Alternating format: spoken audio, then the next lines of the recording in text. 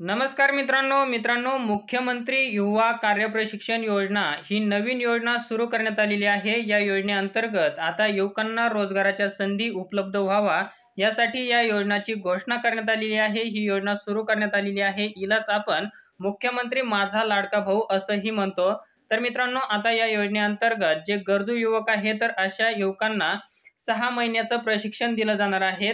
या प्रशिक्षणार्थी त्यांना दर महिन्याला विद्यावेतन दिलं जाणार आहे। तर जे युवक 12वी पास आहे तर अशा युवकांना किती दिलं जाणार आहे, त्यानंतर जे ITI धारक आहे किंवा पदवी धारक आहे तर अशा युवकांना किती विद्यावेतन दिलं जाणार आहे, तसेच जे पदवीधर आहे पदव्युत्तर आहे तर अशा युवकांना किती विद्यावेतन हे दिलं जाणार आहे। तर याबद्दलची संपूर्ण डिटेल सविस्तर माहिती आपण या व्हिडिओमध्ये पाहणार आहोत। तत्पूर्वी आपण या चॅनलवरती पहिल्यांदा असाल तर चॅनलला सबस्क्राइब करायला विसरू नका, जेणेकरून आपल्याला असेच नवीन माहिती ही मिळत राहील। मित्रांनो, आपण येथे पाहू शकता मुख्यमंत्री युवा कार्य प्रशिक्षण योजना, तिलाच आपण मुख्यमंत्री माझा लाडका भाऊ असंही म्हणतो।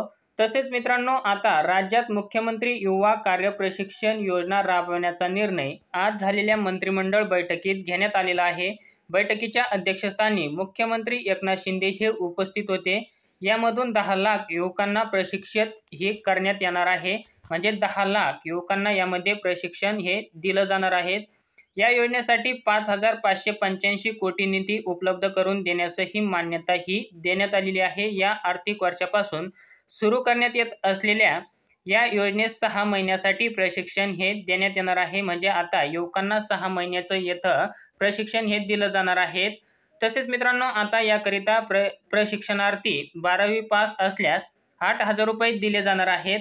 त्यानंतर ITI किंवा पदविका यांना 9,000 रुपये दिलं जाणार आहेत। त्यानंतर पदवीधर किंवा पदव्युत्तर यांना 10,000 रुपये दर महिन्याला विद्यावेतन हे दिलं जाणार आहे। तर मित्रांनो, आता आपल्याला प्रशिक्षण हे चालू असताना आपल्याला त्याचं विद्यावेतन सुद्धा दिलं जाणार आहे। जे 12वी पास आहे तर त्यांना 8,000 रुपये दिलं जाणार आहेत। जे ITI पदविका आहे तर यांना 9,000 रुपये दिलं जाणार आहेत। आणि त्यानंतर जे पदव्युत्तर आहे आणि पदवीधर पदव्युत्तर आहे तर अशांना 10,000 रुपये विद्यावेतन हे दर महिन्याला दिलं जाणार आहेत।